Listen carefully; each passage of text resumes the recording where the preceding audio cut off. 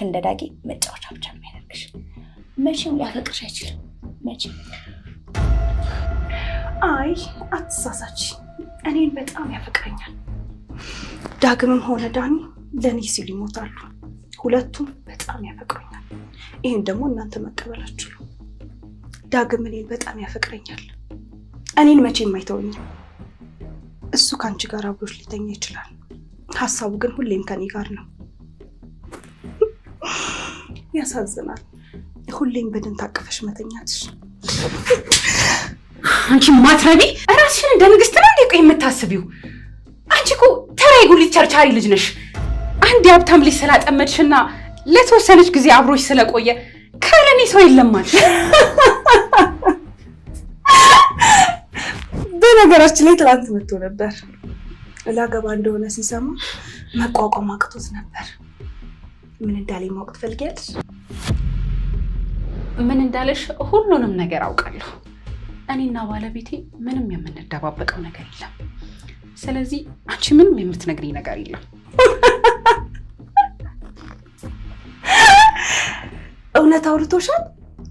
እና ያለሽ ነገር ምንም አልመሰለሽም? በጣም ጥሩ። እኔም አጨብጭቤ ድራችኋለሁ። ምክንያቱም ከዳኒ እንደተለያየው ዳግም ሮጦ ወደ እኔ ይመጣል። እሱን ትቼዋለሁ። አንተን ብቻ ነው ማፈቅረው እለዋለሁ። ትሰሙኛላችሁ? ከኔ ጋር ለመጫወት መሞከር ዋጋ ያስከፍላችኋል። ምክንያቱም ደግሞ በአንድ ጊዜ ከሁለቱም ጋር መሆን እችላለሁ።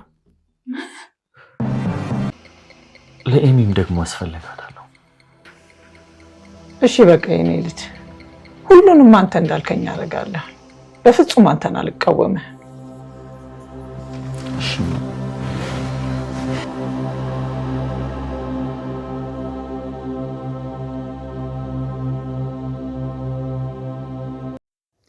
ሰላም እንዴት ናችሁልኝ? ውድ የመልስ ድራማ ቤተሰቦች ደህና ናችሁ ወይ? እንኳን ወደ ቻናሌ በሰላም መጣችሁ።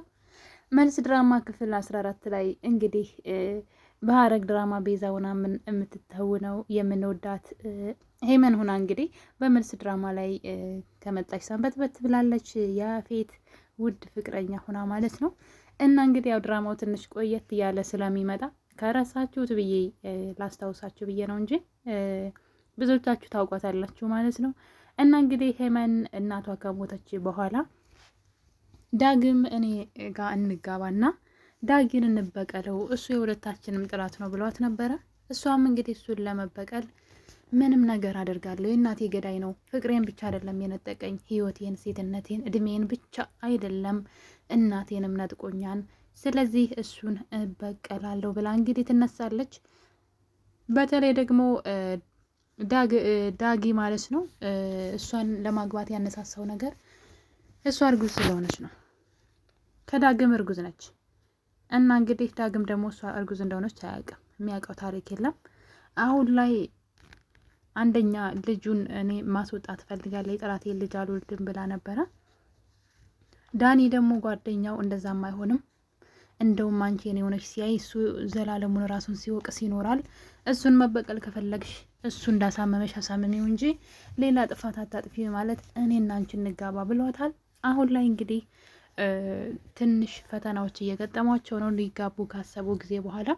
እሷም ደግሞ ገና እናቷ ከሞተች እንኳን 7 ቀን ሳይሆናት ማለት ነው ወደ ትዳር ልትገባ ነው። ይህም ደግሞ ምንድነው ሆዷ ሳይገፋ ሰዎች ሳያውቁ እንዲሆን ስለተፈለገ ነው። ነገር ግን የዳኒ እናት ማለት ነው እንግዲህ ዳግም ሲተዋት ወደ አንተ መጣች። በጓደኛሞች መካከል ጥላቻን እያመጣች ነው። መጥፎ ልጅ ናት፣ አልፈልግም፣ እሷ መራቴ እንድትሆን አልፈልግም ብለው ነበረ። በዛም የተነሳ ዳግም እንግዲህ ዳኒ ማለት ነው እቃውን ጠቅሎ እናቱን በቃ እንደዛ ከሆነ ያን ካንቺ ጋር ልኖር አልችልም፣ ሄመንን እወዳታለሁ፣ ከሄመን ጎን መሆን ያለብኝ፣ ስለዚህ እሷ ቤት ሂጅ ነው የምኖረው ብሎ እቃውን ጠቅሎ ይሄዳል።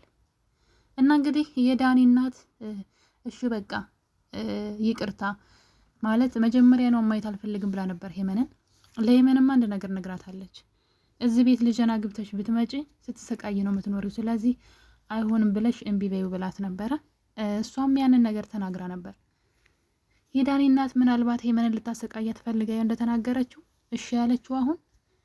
እና እንግዲህ እኔ ለተናገርኳት ነገርም ሄጄ ይቅርታ ጠይቃታለሁ። አንተ አትሄድብኝ፣ እንደፈቀድከው ይሁን አግባት አለችው።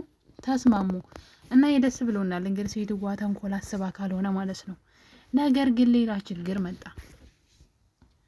የዳኒ ፍቅረኛ የነበረችው በፊትና አሁን ደግሞ የዳጊ ሚስት የሆነችው ነፃነት ወደ ሄመን ቤት ይሄዳሉ።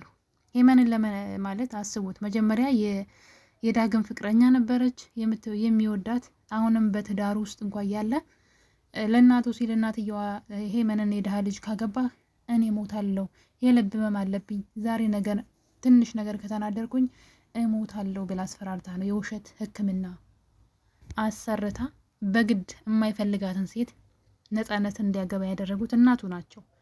እና እንግዲህ ከዛ ቀደም ብሎ ግን ወደ ሄመን ቤት እንግዲህ ሄመን ልታገባ እንደሆነ ለዛውም የገዛ ጓደኛውን ሲሰማ ሄመን ጋር ሄዶ ይህን ነገር ቢጠይቃት አዎ ዳኒ ይወደኛል፣ እኔም ወደዋለሁ እና ካንተ የተሻለ እንደውም እስከ ዛሬ አይኔ ታውሮ ነው እንጂ ካንተ የተሻለ እሱ ያፈቅረኛል ብላ እንግዲህ እሱን ለማናደር ስትሞክር እያየናት ነበረ። እሱ ደግሞ ትንሽ ጊዜ ስጭኝ፣ 1 አመት ብቻ፣ ሁሉንም አስተካክዬ ወደ አንቺ እመለሳለሁ፣ እኔ አፍቅሬያት አይደለም ያገባዋት ነፃነትን የእናቴ ፍቃድ ነው ቢላትም እሷ ግን ለእያንዳንዱ ላደረግከው ነገር ሁሉ እበቀልሃለሁ ስትል ነበር። እኔ እኮ እስካሁን ድረስ ጥቁር ለብሳ እያዩት ምን ኩነሽ ነው እናትሽ የታለች ብሎ የሚጠይቅ ምኖቹ ውር ናቸው ነው እኔ ግራ የገባኝ። እንዳለ ቤተሰቦቹ ከዳኒ ውጭ እናቷ እንደሞተች የሚያውቅ ሰው የለም። እና ሄመን አሁን ላይ በቀል ላይ ናት። ለማንም ላትረታ፣ ከጠላቶቿ ፊት ላታለቅስ ቆርጣ ተነስታለች።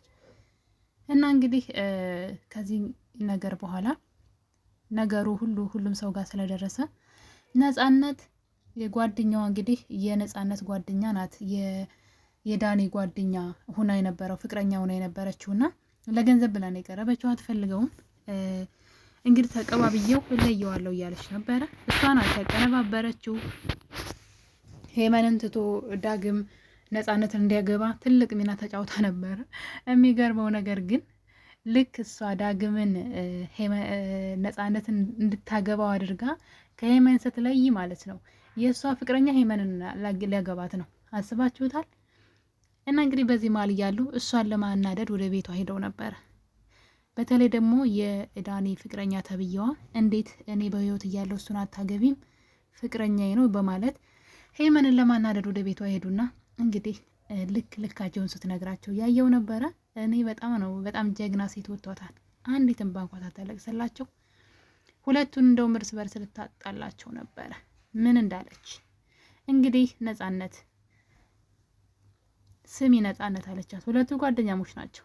እና እንግዲህ ስሚ ነፃነት፣ እኔ ዳኒን ካላገባሁትኝ አልፈልግህም ካልኩት ዳግም ወደ እኔ ይመጣል አንቺን ፈቶ አለቻት። ስለዚህ ያለሽ አማራጭ ከኔ ጎን መቆም ነው እንደማለት ነው። ገባችሁ አይደለም? ከጓደኛሽ ሳይሆን ከኔ ጎን መቆም አለብሽ። ዳኒ እኔ እንዲያገባ እንደውም ማገዝ አለብሽ እንጂ በፍጹም እኔና ዳኒ እንድንለያይ ካደረግሽ ለጓደኛሽ ብለሽ ዳጊ በቀጣይ ቀን እኔም መጥቶ ይቅርታ እኔም አፈቅርሃለሁ ይቅርታ ብዬ ወደ እኔ እንዲመጣ አድርገዋለሁ አለቻት። እናም ነፃነት ግራ ገባት። ከማን ጋር ትሁን? ሄመን ጓደኛውን ዳኒን ካላገባች ባሏን እንደምትወስድባት ተሰማት። ያችኛዋ ጓደኛዋ ደግሞ ባሏን ይሄኛው ዳኒ እንዳይሄድ ማለት ነው ወደ ሄመን ለማድረግ ነበር አካሄዳቸው። ነገር ግን እርስ በርስ እንዲጣሉ ነው ያደረገቻቸው። እና ከኔ ጋራ ምንም አይነት ጨዋታ ባትጀምሩ ጥሩ ነው። በተለይ ነፃነት እንዴት እንደደነገጠች ማለት ነው። በቃ አስቢ ውስጥ ያለቻት ዳኒን እኔ አልፈልግም ብለው ባልሽ ዳግም ትቶሽ እኔ ጋር ይመጣል። ስለዚህ ያለሽ አማራጭ እኔ ዳኒን እንዳገባው መርዳት ነው አለቻት። እና ነፃነት ማንጋቱን ጓደኛዋን ነው ያየቻት። ዘወር ብላ ለጓደኛ ያግዛለሁ ብላ የራሷ ትዳር እንደሚፈርስ ስታውቅ ነፃነት በጣም ፈራች። እና እንግዲህ በዚህ ነገር ሁላቸውንም ልካቸውን ስትነግራቸው ነበረ። ሁለቱንም ማፈቅራቸዋለሁ ነው ያለችው ሄመን። ዳጊንም ዳኒንም ጓደኛሞቾቹን በጣም ነው ማፈቅራቸው በማለት እነሱን ለማናደድ እነሱ እኔም በጣም ይወዱኛል፣ እናንተ በእነሱ ልብ ውስጥ ምንም ቦታ የላችሁም በማለት እነሱን ለማናደድ በጣም ብዙ ርቀት ሄዳለች። ያው እነሱ እሷን ለማነቅም ለመምታትም ሞክረዋል ማለት ነው። ግን ብቻዋን ማንም ሰው የላትም። እነሱ ለሁለት ሄደው ነው። በዛ ላይ እርጉዝ ናት። እና ይህን ነገር እያደረጉ እያለ ነበረ ዳኒ እና እናቱ ሄመን ቤት የመጡት። የዳኒ እናት ሄመንን ይቅርታ አልጠይቃት ጧት ለተናገርኳት ነገር እናንተ እንዳላችሁት ይሁኑ፣ ተጋቡና እዚህ ቤት ትምጣ አንተ ተተይን ከምትሄድ ብላ ምን ተንኮል እንዳሰበች በውስጧ ባናውቅም ፈቅዳላታለች ለሄመን። ለዛ ነበረ ወደ ሄመን ቤት የመጡት ሄመንን ይቅርታ ለመጠየቅና ሄመንን ወደ እነሱ ቤት ለመውሰድ ነበር የመጡት። ሲመጡ ግን ነፃነት ሄመንን አንቃት ከባሌ ትርቂያታለሽ፣ ይሄን ማድረጋችም አንቺ ዳጊ የኔና የኔ ብቻ ነው እያለች እንግዲህ ነፃነት ትጮኻለች፣ እሷን አንቃት ማለት ነው።